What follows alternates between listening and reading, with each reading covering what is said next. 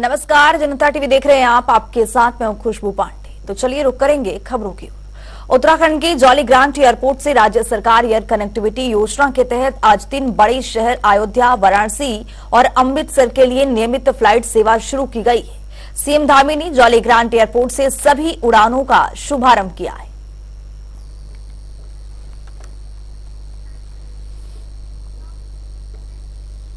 मुख्यमंत्री पुष्कर सिंह धामी ने सचिवालय में कई देशों में निवास कर रहे प्रवासी उत्तराखंड वासियों के लिए वर्चुअल संवाद किया है। सीएम धामी ने विदेशों में उत्तराखंडियों को उत्तराखंड का ब्रांड एम्बेसडर बताया है। मुख्यमंत्री ने कहा है कि प्रवासी उत्तराखंड वासियों ने अपनी मेहनत, लगन और बौद्धिक क्षमता से उत्तराखंड के बाहर देश विदेश में अपनी पहचान बनाई है। उन्होंने सभी से अपेक्षा की है कि वे अपनी जन्मभूमि के किसी दुर्गम क्षेत्र के गांव को गोद लेकर उसके समग्र विकास में सहयोगी बने। इसमें राज्य सरकार भी सहयोगी रहेगी।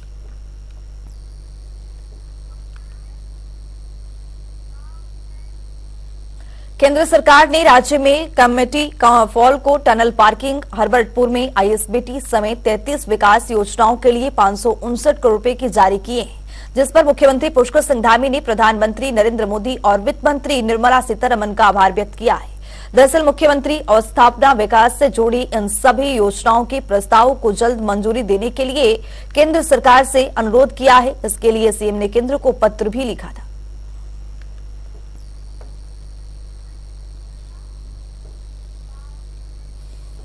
बीजेपी के राष्ट्रीय अध्यक्ष जेपी नड्डा 2 मार्च को उत्तराखंड दौरे पर आने वाले थे, लेकिन दिल्ली में लोकसभा चुनाव की तैयारियों की व्यस्तता के चलते दौरा रद्द हो गया था।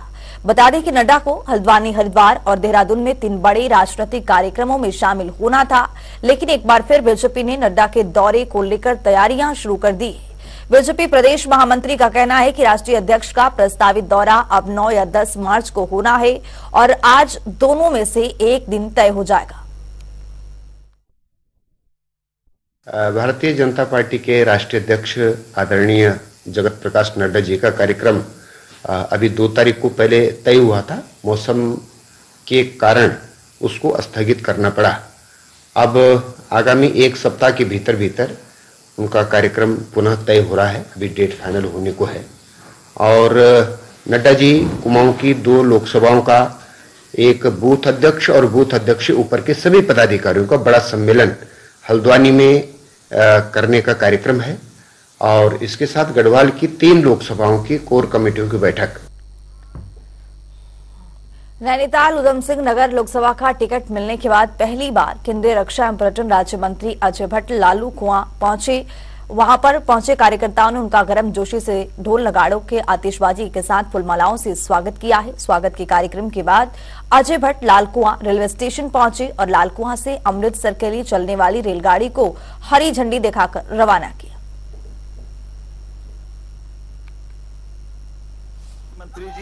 रेल मंत्री जी और मुख्यमंत्री जी को बहुत बधाई देता हूं और उन्होंने जो बात हमने संसद में उठाई, जिसके लिए मैं बार बार रेल मंत्री जी से मिलता था, मैंने प्रार्थना मुख्यमंत्री जी से करी, प्रधानमंत्री जी से करी।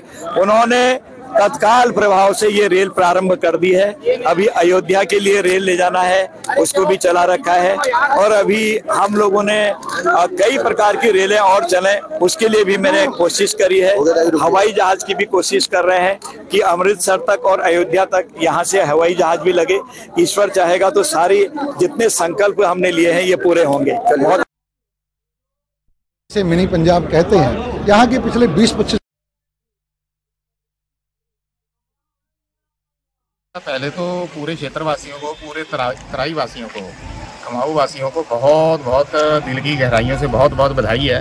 हमारी बहुत पुरानी, कम से कम 25 से 30 साल पुरानी ये मांग है, उसको हमारी भारत सरकार माननीय श्री नरेंद्र मोदी जी, हमारे रेल मंत्री श्री अश्विनी वैष्णव जी, रेल राज्य मंत्री मैडम दर्शना जरदोज जी और हमारे मुख्यमंत्री श्री पुष्कर सिंह धामी जी, हमारे सांसद और रक्षा राज्य मंत्री श्री अजय भट्ट जी, इनका बहुत सहयोग रहा।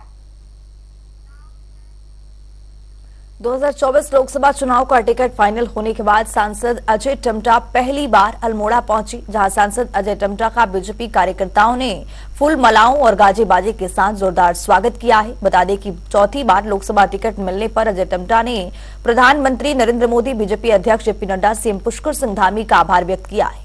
सांसद अजय टम्टा के सामान्य परिवार से होने के बाद भी उनको लोकसभा जाने का अवसर मिला है। टम्टा ने कहा है कि आगामी चुनाव में मोदी के नेतृत्व में बीजेपी सरकार बनाएगी। भारतीय जनता पार्टी के केंद्रीय नेतृत्व और पूरे विश्व के सर्वोच्च नेतृत्व के रूप में हम सबके मार्गदर्शक आदरणीय नरेंद्र भाई मोदी जी, आदरणीय राष्ट्रीय अध्यक्ष नड्डा जी, हमारे मुख्यमंत्री आदरणीय पुष्कर धामी जी और हमारे प्रदेश के अध्यक्ष आदरणीय भट्ट जी समेत पूरे मेरी लोकसभा क्षेत्र के सभी देवतुल्य भारतीय जनता पार्टी के कार्यकर्ता और जिन्होंने मुझे लोकसभा और विधानसभाओं में जाने का अवसर दिया, ऐसी देवतुल्य लोकतंत्र की हमारी जनमानस जनता, उनका मैं बहुत अभिनंदन करता हूं, वंदन करता हूं और प्रणाम भी करता हूं। लोकसभा चुनाव 2024 को लेकर राजनीतिक पार्टियां पूरे दमखम के साथ चुनावी मूड में आ गई। एक तरफ जहां बीजेपी ने उत्तराखंड की 3 लोकसभा सीटों पर प्रत्याशियों का ऐलान कर दिया है, तो वहीं दूसरी ओर कांग्रेस में टिकट बंटवारे को लेकर अभी भी सस्पेंस बरकरार है। इतना ही नहीं, विपक्ष के बड़े नेताओं ने चुनाव न लड़ने की बात कही है, जिस पर बीजेपी चुटकी ले रही है। बीजेपी प्रदेश प्रवक्ता वीरेंद्र बिष्ट का कहना है कि कांग्रेस के पास प्रत्याशियों का अभाव है और जिन वरिष्ठ नेताओं को पार्टी चुनाव लड़ाना चाहती है, वे चुनाव लड़ने से इनकार कर चुके हैं, जिससे साबित होता है कि बीजेपी के सामने कांग्रेस टिकट टिकने वाली नहीं है। निश्चित रूप से जो कांग्रेस पार्टी है उनके पास प्रत्याशियों का अभाव है। आपने मीडिया के माध्यम से समय समय पर सुना होगा कि जिन्हें कांग्रेस पार्टी चुनाव लड़ाना चाहती है वरिष्ठ नेताओं को, उन सभी वरिष्ठ नेताओं ने चुनाव लड़ने से मना कर दिया है। इससे ये साबित होता है कि सबको पता है कि भारतीय जनता पार्टी के खिलाफ वो कहीं पर टिकने वाले नहीं हैं। उत्तराखंड राज्य को बने हुए 23 साल हो चुके हैं, लेकिन अस्थायी राजधानी का सवाल जस का तस है। सत्ता में बैठे राजनीतिक दलों ने जनभावनाओं को हवा देकर इस मुद्दे पर राजनीतिक तो जमकर की है, लेकिन समाधान करने के बजाय इसे हर आगामी सालों या चुनाव तक के लिए टाला जाता रहा है। राज्य आंदोलन में उपजी जन भावनाओं ने गैरसैंण को स्थायी राजधानी के रूप में देखा, लेकिन कभी भी अंतिम परिणाम तक नहीं पहुंचाया। इस पूरे रिपोर्ट के जरिए देखिए।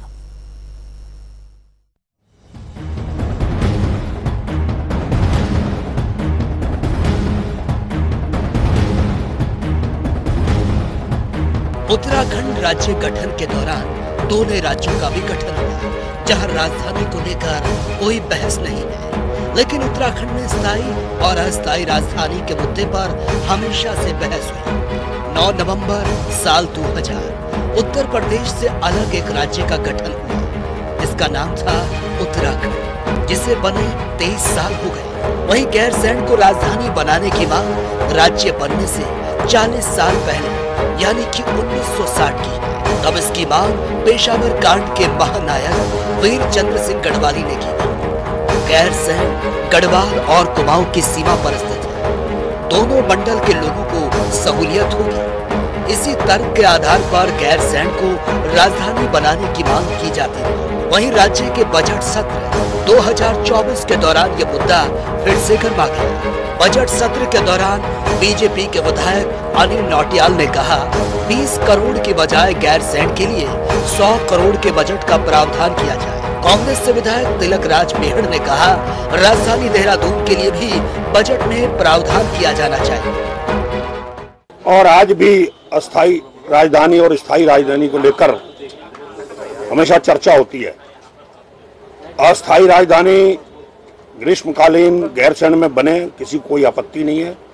वहां पर सुविधाएं और होनी चाहिए, अभी वहां पर सुविधाओं की बहुत कमी है। सरकार ने कुल 20 करोड़ के बजट का प्राविधान किया है।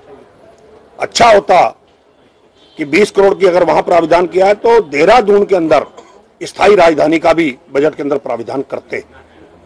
जमीन देखी जाती है, पिछली सरकारें भी कहती रही हमने जमीन देख ली है, ये सरकार ने भी कहा कि हमने जमीन देख ली है, पर विल पावर नहीं है सरकारों के अंदर। बनाए ना, कहां जाएगा इतना बड़ा स्ट्रक्चर। आज 4 जिलों में 60 से लेकर 70% आबादी, 65% आबादी 4 जिलों की है। और ज्यादातर लोग देहरादून के अंदर चाहते हैं, मेरा भी यही विचार है कि देहरादून के अंदर स्थायी राजधानी अब बन जानी चाहिए। कितने समय तक ये छोटी सी विधानसभा के अंदर विधानसभा चलेगी? कांग्रेस विधायक के बयान के बाद से एक बार फिर से गैरसैंण को लेकर सियासत गरमा और सवाल भी खड़े हो रहे हैं, क्योंकि कांग्रेस ने विधानसभा चुनाव के दौरान अपने घोषणा पत्र में इसे राजधानी बनाने का संकल्प लिया था। वहीं राज्य आंदोलन के दौरान लोगों की भावना राजधानी के रूप में गैरसैंण के साथ थी, लेकिन राज्य बनने के बाद सरकारें इस मुद्दे को लटकाती रही। हालांकि बीजेपी ने इसे ग्रीष्मकालीन राजधानी जरूर घोषित किया। वहीं तिलक राज पेहड़ पर पलटवार करते हुए बीजेपी से विधायक विनोद चमोली ने कहा कि कांग्रेस के मुद्दे स्पष्ट नहीं है और कांग्रेस का अपने विधायकों पर नियंत्रण नहीं है।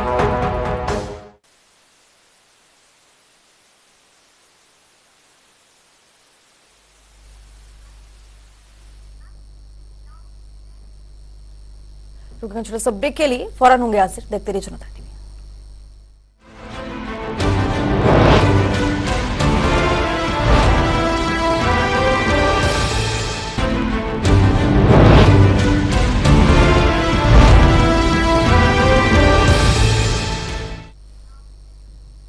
ब्रेक के बाद स्वागत है जनता टीवी में। तो चलिए बुलेटिन में आगे बढ़ेंगे।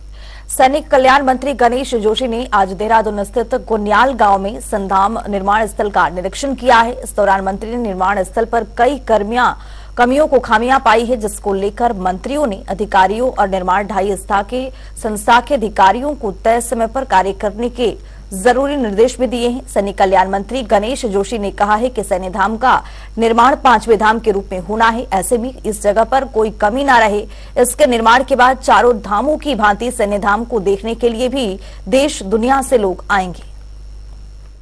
देखिए, मैं लगातार इसकी मॉनिटरिंग कर रहा हूँ, क्योंकि देश के प्रधानमंत्री नरेंद्र मोदी जी की परिकल्पना उन्हीं फील्ड ग्राउंड से कहा था कि उत्तराखंड के अंदर बद्री, केदार, गंगोत्री, यमुनोत्री 4 धाम यहाँ पर हैं और ये सैनिक बाहुल्य प्रदेश है।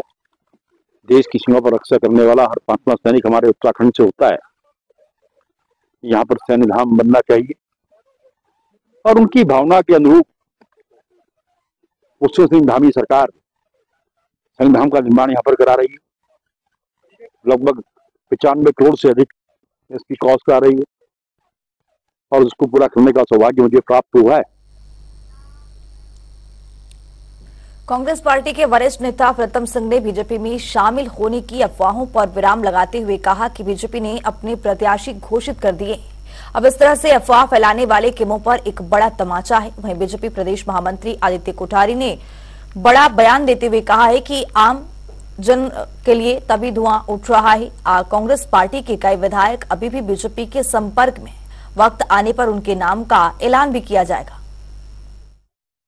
निश्चित रूप से बिना आग के तो धुआं कहीं निकलता नहीं है, कहीं ना कहीं कुछ बातचीत है और हर कोई चाहता है कि विकास के साथ में जुड़े, भारतीय जनता पार्टी के साथ में जुड़े और राष्ट्र के निर्माण के साथ में जुड़े।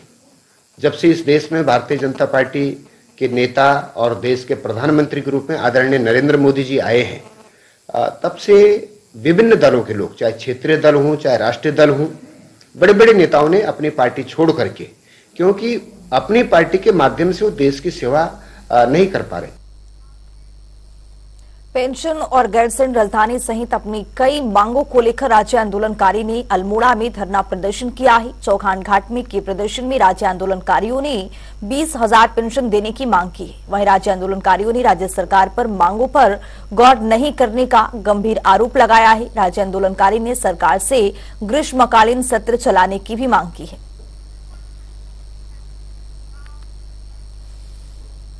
खटीवा में बीजेपी का लाभार्थी संपर्क अभियान जारी है। इसी कड़ी में बीजेपी कार्यकर्ताओं ने प्रदेश कार्यकारिणी सदस्य रमेश चंद्र जोशी के नेतृत्व में ऊंची महुवट में दर्जनों लाभार्थियों से संपर्क किया है। इस दौरान सरकार की ओर से लाभार्थियों के लिए चलाई जा रही योजनाओं की जानकारी दी गई है। वहीं इस पर जानकारी देते हुए बीजेपी नगर मंडल महामंत्री मनोज बाधो ने बताया है कि नगर मंडल के सभी बूथों पर 100% लाभार्थी संपर्क अभियान संपन्न हो चुका है। आज हम सभी भारतीय जनता पार्टी के कार्यकर्ता लगातार 1 तारीख से 5 तारीख तक सब अपने अपने बूथों पे लाभार्थी संपर्क अभियान में जुटे हुए हैं और प्रत्येक लाभार्थी के पास जाकर के हम लोग उनके मोदी जी सरकार द्वारा जो हमें सुविधाएं दी जा रही हैं, लाभार्थियों को जो सुविधाएं दी जा रही हैं उनके बारे में उनसे जानकारी ली जा रही है और उनको जानकारी दी जा रही है कि भविष्य में उनको और क्या क्या सुविधाएं माननीय मोदी सरकार द्वारा दी जा सकती हैं। इसी के तहत ये संपर्क अभियान आज लगातार 5वें दिन जारी है और हम घर घर जा कर के हमारे भाजपा के कार्यकर्ता अपने इस लाभार्थी संपर्क अभियान को सफल बनाने में लगे हुए। खटीमा में पीलीभीत मोटर मार्ग पूरी तरह से क्षतिग्रस्त हो चुका है, जिसको लेकर डेढ़ाघाट बड़ी अंजानिया के ग्रामीणों ने आदेशी अभियंता को ज्ञापन सौंपा है। ग्रामीणों ने बताया है कि पीलीभीत मोटर मार्ग पूरी तरह से क्षतिग्रस्त हो चुका है। सड़कों पर बड़े बड़े गड्ढे बने हुए हैं, जिसकी वजह से आए दिन दुर्घटनाएं होती रहती हैं। उन्होंने सरकार से मांग इस मार्ग को जल्द से जल्द ठीक करने की है। साथ ही चेतावनी भी दी है कि यदि जल्द से जल्द इसे ठीक नहीं किया गया तो बड़ी संख्या में धरना प्रदर्शन किया जाएगा। आज हमने PWD ऑफिस में एई साहब को एक ज्ञापन सौंपा। ज्ञापन में हमारी मांग थी खटीमा टू पीलीभीत रोड जो बहुत क्षतिग्रस्त हो गया है, बीच बीच में बहुत ज़्यादा गड्ढे हैं जिसमें आवागमन में बड़ी दिक्कत हो रही है ग्रामवासियों को, आने जाने वालों को, और जो पढ़ने वाले बच्चे हैं, छोटे बच्चे, और इनको बहुत सारी समस्याओं का सामना करना पड़ रहा है। इसलिए हमने उनसे एक मांग रखी कि जल्द से जल्द इस रोड को बनाने का कष्ट करें और अगर ये रोड नहीं बनाया जाता है तो हम अनिश्चितकालीन धरना देंगे वहाँ पर। और मदरसा शिक्षा परिषद के अध्यक्ष मुफ्ती शमून कासमी की ओर से प्रदेश भर में मदरसों का दौरा किया जा रहा है। इसी कड़ी में काशीपुर स्थित एक मदरसे में शमून कासमी पहुंचे, जहां उन्होंने मदरसे में पढ़ने वाले बच्चों से वार्ता की। इसके साथ ही मदरसा संचालित करने वाले लोगों से मुलाकात कर सरकार की योजनाओं के बारे में जानकारी दी।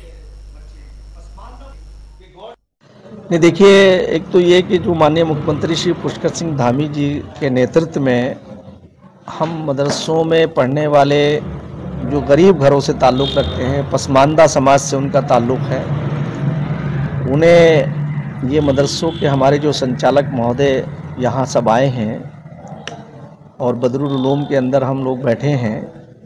मैं आपको ये बताना चाहता हूँ कि माननीय मुख्यमंत्री श्री पुष्कर सिंह धामी जी इन मदरसों में पढ़ने वाले बच्चों को चाहते हैं कि वो डॉक्टर बने, इंजीनियर बने, IAS और IPS बने, साइंटिस्ट बने, ताकि वो भी देश की मुख्य धारा से जुड़ कर के उनका भी विकास हो सके, वो भी रोज़गार से जुड़ सके। तो इस सरकार का जो दृष्टिकोण है, माननीय प्रधानमंत्री श्री नरेंद्र मोदी जी, सबका साथ, सबका विकास, सबका विश्वास और सबका प्रयास, और वो आज सिर्फ नारा नहीं है बल्कि गारंटी है कि जिस तरह से बगैर भेदभाव के तमाम योजनाएं जो हैं वो पूरे देशवासियों को लाभान्वित कर रही हैं, वहीं मुसलमानों को भी उसका लाभ मिला है। इस बुलेटिन में मेरे साथ इतना ही। देश और दुनिया की तमाम खबरों के लिए बने रहिए जनता टीवी के साथ।